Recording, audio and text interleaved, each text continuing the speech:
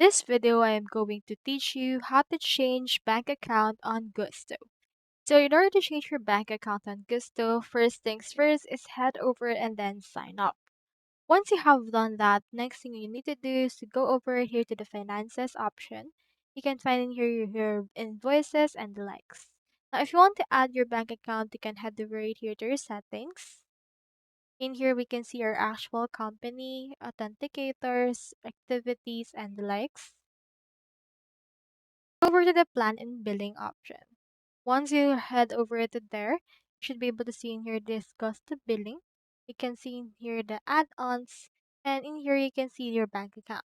So if you don't have a bank account yet, you can add another one. But if you have one, you can head over and just click on the change button.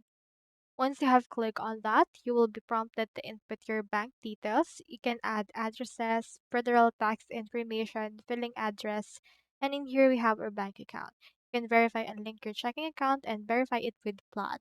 Don't worry because this is a trusted network, so you can head over and then change your bank account using this way. So that's all there is today, and I hope this video helped you out.